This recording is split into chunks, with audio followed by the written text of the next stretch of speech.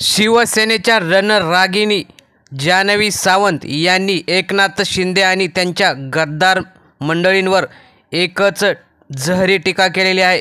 त्यांचं ते भाषणाचं व्हिडिओ आपण महाराष्ट्राचं आराध्य दैवत छत्रपती शिवरायांना वंदन करून, हिंदू हृदय सम्राट सरसेनापती बाळासाहेबांना मानाचा मुजरा करून, महाराष्ट्राचे माजी मुख्यमंत्री, आमचा स्वाभिमान आणि पक्षाचे पक्षप्रमुख आदरणीय उद्धव साहेबांना वंदन करते। आणि व्यासपीठावर उपस्थित असलेले आपले सगळ्यांचे लाडके नेते, शिवसेना पक्षाचे आमचे रत्नागिरी सिंधुदुर्ग लोकसभा मतदारसंघाचे खासदार आदरणीय विनायकजी राऊत साहेब, सुभाषजी बने साहेब, माझ्या अगदी कॉलेज जीवनापासून माझ्या साथीला असलेले आमचे दत्ता दळवी साहेब, आमचे आदेश बांदेकर आणि सर्वच मान्यवर मंडळींच्या समोर आदर राखते आणि माझे दोन शब्द सुरू करते। आज तुम्हा सगळ्यांना सगळ्यात प्रथम जय महाराष्ट्र। आणि आपण शिवसैनिक आहोत तर जोरात व्हायला पाहिजे जय महाराष्ट्र। कारण बाळासाहेबांनी स्वतःच्या नावाची घोषणा केली नाही, ज्या राज्यात आपण राहतो ते राज्य मोठं झालं पाहिजे यासाठी त्यांनी महाराष्ट्राला मोठं केलं, कारण महाराष्ट्राला त्यांनी प्रथम प्राधान्य दिलं। त्यामुळे कधीही आम्ही सुद्धा फोनवर बोलताना हॅलो नाही म्हणत जय महाराष्ट्र म्हणतो, त्यामुळे आम्ही म्हणतो जय महाराष्ट्र। आज खरं तर दिवाळीचा सण आहे, सगळीकडे दिवाळी उत्साहात आहे। मी ज्या कोकणातून येते तिकडे भात कापणी जोरात चालू आहे। मी स्वतः 12 दिवस भात कापणी करून आज तुमच्या समोर उभी आहे आणि मला काही वाटत नाही, अतिशय सुंदर भात कापणी केली आहे, तुमच्या भाषेत टॅनिंग बिनिंग करून आले। पण आपला सगळ्यात मोठा सण दिवाळी, आणि या दिवाळीच्या सणाला महागाईने जे आपलं कंबरडं मोडलंय, त्यामुळे आपण कुटुंब प्रमुख म्हणून आपल्याला जी काय तारेवरची कसरत करावी लागते ती एक संसार चालवणाऱ्यालाच कळते। पण ज्याची पिसं काढून सोडलेल्या कोंबड्या, ज्याने आयुष्यात संसार करूक नाही ना, ते का देश चालवक जमतलो काय? म्हणजे ज्याने संसार करूक नाही तो देश चालवता। आमच्या मालवणीत एक म्हणा, बायल नाही बिराड आणि टिंब टिंबक बांधला शिराड, ती अवस्था आमच्या परिधान मंत्र्याची असा। तुमका थोडासा मागे नेतय, कारण आपण सगळे शिवसैनिक आहोत। उद्धव साहेबांनी बराच काही भोगलेला असा, पण त्या भोगण्याची शृंखला उद्धव साहेबांची ज्या 2014 सुरू झाली, आपल्या जनतेची भारतीयांची सुरू झाली, थोडासा तुमका मागे नेतय। आठवा 2014 अण्णा हजारे जंतर मंतरवर लोकपाल विधेयकासाठी थैथयाट करत होते। रामदेव बाबा सुद्धा त्यांच्या बाजूला बसले होते। आज मला तर वाटतं अदानी अंबानी नंतर सगळ्यात जास्त संपत्ती रामदेव बाबांची असायला हवी। सास बहू सिलेंडर घेऊन रस्त्यावर महागाईसाठी किंचाळत होत्या आणि महंगाई की बढ़ती मार अब की बार ह्या घोषणा किंचाळून किंचाळून आपले कान किटले होते। आणि त्या अच्छे दिनाला भुलून आपण सगळ्यांनी यांना निवडून दिलं। आज 9 वर्ष झाली। 9 वर्षात काय झालं? झालं ना, बरंच काही झालं। आधार कार्ड बँकेला लिंक झालं, जनधन खाती झाली, थाळ्या वाजवून झाल्या, दिवे पेटवून झाले, घर घर तिरंगा फिरवून झाला। आमच्या कोकणात मेरी माटी मेरा देश म्हणून घागरीतनं माती फिरवून झाली। सगळं काय झाला। वास्तवात काय झालंय माहितीये का? वास्तवात आपल्या भारताची बेकारी जी 21% होती ती 29% गेली।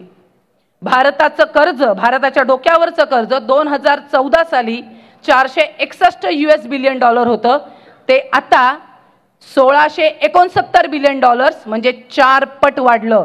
आणि हे कर्ज भारताचं म्हणजे तुमच्या आमच्या डोक्यावर आहे। आणि हे सगळं करणारे आज देशात बसलेत। यांची पहिला भ्रष्टाचार कोणता असेल आठवून बघा, नोटाबंदी। संध्याकाळी 8 वाजता प्रधानमंत्री आपल्या टीव्हीवर आले आणि आपल्याला काय सांगितलं? भाई और बहनों, 500 और 1000 के नोट महज एक कागज का टुकड़ा बन के रह जाएंगे। अरे पण रांडी जानो, त्या तुकड्याचा हिशोब सुद्धा तुम्ही आम्हाला दिला नाहीत। ही वस्तुस्थिती आहे ना, त्या तुकड्यांचा हिशोब मिळाला नाही। किती काळा पैसा आपल्या देशात आलाय याची कुठे मोजदाद झाली? पण या नोटाबंदीचा सगळ्यात जास्त फायदा एका राजकीय पक्षाला मात्र झाला।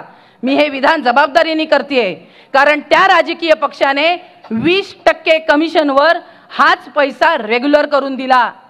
आणि त्यानंतर यांचा दुसरा भ्रष्टाचार म्हणजे कोरोना काळातला PM केअर फंड। या PM केअर फंडामध्ये आपण सगळ्यांनी फुलना फुलाची पाकळी दिली। प्रत्यक्षात काय झालं तर माहिती अधिकारातून म्हणजे RTI ऍक्ट मधून PM केअर बाहेर काढला गेला। आज PM केअर मध्ये किती पैसे आहेत, किती खर्च झाले आपल्याला कुणाला काहीच माहिती नाहीये। पण यानंतर मात्र भारतीय जनता पार्टीच्या फंडात प्रचंड वाढ झाली. आज त्यांच्या पक्षाचा फंड हा 1917 कोटी आहे आणि त्यांची स्थावर मालमत्ता 6000 कोटी रुपये आहे. आज तुम्ही बघाल तर प्रत्येक शहरात त्यांची कॉर्पोरेट ऑफिसं दिसतात. आमच्या कणकवलीतलाच ऑफिस जाऊन बघा, कॉर्पोरेटाक लाजवतलो असं ऑफिस काढल्या ना. ही आज त्यांची मालमत्ता आहे.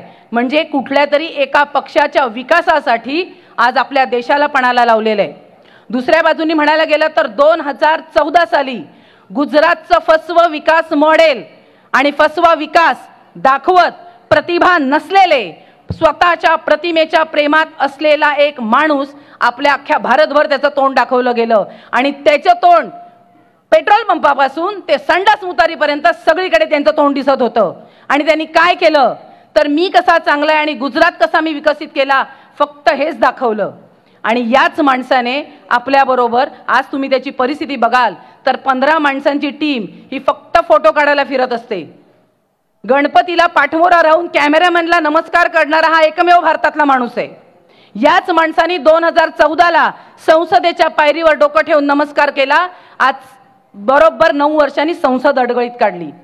ज्या संसदेचं उद्घाटन करताना त्यांनी म्हटलं की यत्र नार्यस्तु पूज्यते रमते तत्र देवतः, त्याच संसदेच्या उद्घाटनाला भारताच्या महिला राष्ट्रपतींना फक्त त्या आदिवासी आहेत म्हणून प्रवेश नाकारला किंवा आमंत्रणच दिलं नाही. ज्या वेळेला संसदेचं उद्घाटन होत होतं त्याच वेळेला माझ्या देशाची शान असलेल्या माझ्या महिला खेळाडू यांच्या खासदाराच्या अत्याचाराविरोधात बाहेर भांडत होत्या आणि आतमध्ये त्या अत्याचार करणाऱ्या खासदाराचा सत्कार चालू होता. मणिपूरमध्ये माझ्या महिलांची धिंड निघत होती आणि हा माणूस इथे जाणं तर दूर त्याच्यावर एक शब्द बोलायला तयार नव्हता. जेव्हा सर्वोच्च न्यायालयाने दणका दिला तेव्हा या 56 इंच छातीच्या माणसाने 3 मिनिटं संसदेत त्याच्यावर शब्द काढले. त्याच्या पुढे काहीच नाही. मग हे काय चाललंय याचा कुठेतरी विचार करायला आपल्याला वेळ आलेली आहे. खरं सांगायचं तर सांप्रदायिकतेच्या नावावर आपल्याला झुलवत ठेवलंय आणि भारताच्या अर्थकारणाचं खाजगीकरण नाही तर अदानीकरण झालंय. आणि या अदानीकरणाचे सगळे आपण शिलेदार खरं तर भोगतोय, पण आपल्याला ते लक्षात येत नाहीये. यशवंतरावांचा, बाळासाहेबांचा सुसंस्कृत महाराष्ट्र आज खोक्यांच्या आमदारांचा महाराष्ट्र म्हणून ओळखला जातो. ही आमची संस्कृती कधीच नव्हती, ती आज संस्कृती इथे रुजू घालते. आणि ही जर संस्कृती मोडायची असेल तर खऱ्या अर्थाने यांची हुकुमशाही प्रवृत्तीकडे चालणारी जी वाट आहे ती थांबवायला हवी. आणि म्हणून खऱ्या अर्थाने पुन्हा एकदा भाकरी बदलण्याची गरज आहे. दुसरं एक तुम्हाला साधं उदाहरण देते की आपण अनेक गोष्टींचा विचार करतो. आज आमच्या कोकणातलं बघाल तर दोडामार्ग सारख्या तालुक्यामध्ये 60% जमिनी केरळ यांनी घेतलेल्या आहेत.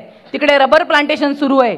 ज्या रबरावर चिमणी सुद्धा बसत नाही असं रबर प्लांटेशन सुरू आहे. तिकडे आमच्या मुलांना साधी नोकरी सुद्धा दिली जात नाही. का तर तिकडे केरळ्यांनाच नोकरी दिली जाते. त्या भागातला जो आमदार होता ज्याला आम्ही खोके आमदार म्हणतो, ज्याचे सध्या दोन्ही हात तुपात आहेत, तो आमदार ज्याला कोरोना काळात साधं मास्क वाटायला पैसे नव्हते, तो आज 10,000 भाडं भरून 1.5 लाखाचे बॅनर लावतोय. आज तलाठी भरती सुरू झाली जिल्ह्यामध्ये. 100 रुपये फॉर्मची किंमत होती, आज महाराष्ट्रात ती 1000 रुपये आहे. आणि 1000 रुपये भरून तलाठी भरतीला बसलेली मुलांना कुणीतरी एक स्टे आणतं, तलाठी भरती थांबते. आज आरोग्याची भरती थांबलेली आहे. म्हणजे गावात राहून विकास होत नाही म्हणून पोटा पाण्यासाठी मुंबईला यायचं, तर मुंबईत आज काय परिस्थिती आहे. वेदांता फॉक्स असेल किंवा इतर सर्व कंपन्या या महाराष्ट्राच्या बाहेर चालल्या आहेत. म्हणजे जगायचं कसं, हा झाला रोजगारीचा प्रश्न. पण त्याचबरोबर प्रदूषण काय.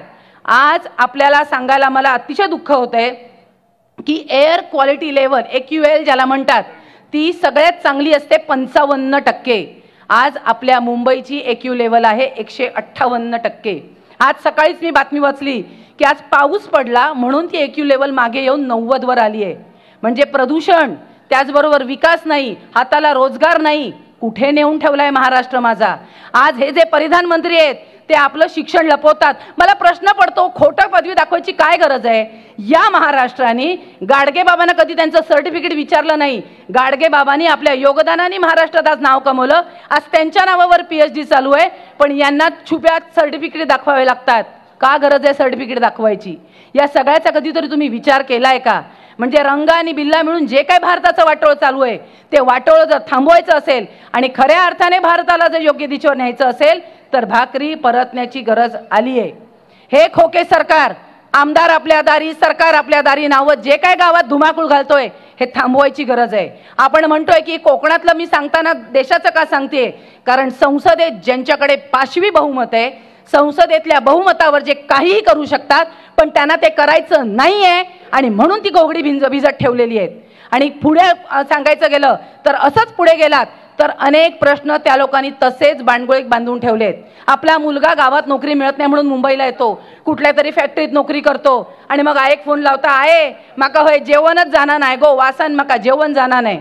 आणि मग काय होतंय, आई म्हणते बाबा महिनाभर गावात ये, तुका जेवण घालते, मग तू बरो झालंच काय जा. इथे प्रदूषण, गावात रोजगार नाही. मुंबईचा माणूस रिटायर होतो, त्याची इच्छा असते कोकणात जायचं, पण त्या कोकणात आज काय केलंय, जेव्हा हे चांगले चांगले प्रकल्प तुम्ही मुंबई बाहेर किंवा महाराष्ट्राबाहेर घालता, कोकणात तुम्ही बारसू आणि नाणार देता. ज्या मुसलमानांचा तुम्ही राग करता त्या मुसलमान कंपनीचं असलेलं आणि 7 ते 8 देशांनी नाकारलेला नाणार आणि बारसू तुम्ही आमच्या माथ्यावर मारता आणि आमचं हिरवगार निसर्ग, आमचा हिरवागार कोकण तुम्ही नेस्तनाबूत करायला निघालायत. खऱ्या अर्थाने बघायला गेलं तर कोरोना काळात आमच्या उद्धव साहेबांनी अतिशय उत्तम काम केलं. अरे हे म्हणतात आमचे उद्धव साहेब घरात बसून होते. अरे भडवीच्यानो, आमचा बाप घरात बसून जे ज्याला जमलं ना ते तुम्हाला बाहेर पडून जमलं नाही. जे स्वतःला योगी म्हणवतात, अर्धा तास गंगेची पूजा करतात, त्यांच्या राज्यात गंगेत प्रेत वाहत होती. हे जे विकासाचं मॉडेल सांगतात गुजरात, त्या गुजरातात प्रेतांना अग्नी देण्यासाठी 3-3 दिवस वाट पाहावी लागत होती. आणि आमच्या जिल्ह्यात उद्धव साहेबांनी जिल्ह्यात ऑक्सिजन प्लांट निर्माण होत होते. हा आमचा उद्धव साहेबांचा काम आहे. आणि तो माणूस इतका योगी आहे, मी म्हणते खऱ्या अर्थाने कोण योगी असेल तर आमचे उद्धव साहेब योगी आहेत. कारण एका क्षणात मला कुठल्याही सत्तेचा आणि कुठल्याही खुर्चीचा मोह नाही हे त्यांनी दाखवून दिलं.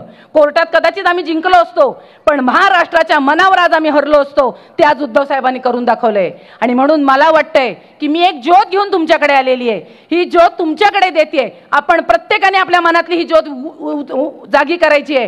प्रत्येकाने हे प्रश्न स्वतःला पहिले विचारायचे आहेत. आपल्या शेजारी जावा, पाजारी जावा, आणखीन कुठे जावा, पण प्रत्येकाला हे सांगा की आता 2024 मध्ये लोकसभेला मात्र आपल्याला यांची भाकरी परतायची आहे. आणि ह्यांचं लोकसभेतलं पहिलं बहुमत जे आहे, 5वी बहुमत, ते थांबवायचंय.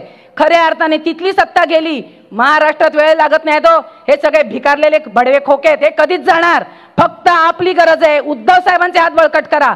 आणि ते करायचं असेल तर कोकणातनं पहिली नांदी तुमका माहिती आहे. आता ह्यांनी आपण म्हणूया गाराणा घातल्यानी 12/5चा गाराणा. 12 म्हणजे आमच्या गावात सगळे लागतात, लोहार लागतात, सुतार लागतात, सगळे 12/5 लागतात. पण आमच्या कोकणातनं 12/5चा लागलेला गाराणा या माणसाक यशस्वी करून सोडतलो. आणि खऱ्या अर्थाने यशस्वीची नांदी खासदार साहेबांच्या निमित्ताने किंवा संजय पाटलांच्या निमित्ताने आपण दाखवून देऊ. आणि खऱ्या अर्थाने हा जो कोकणाचा इतिहास आहे तो महाराष्ट्रात आणू, एवढं सांगते आणि थांबते. जय हिंद, जय महाराष्ट्र. तर मित्रांनो, तुम्हाला उपनेत्या जान्हवी सावंत यांचा भाषण कसं वाटलं, आपण आपल्या प्रतिक्रिया कमेंट बॉक्समध्ये नक्कीच कळवा. आणि व्हिडिओ आवडला असेल तर फक्त लाईक आणि शेअर करा. धन्यवाद. जय हिंद, जय महाराष्ट्र.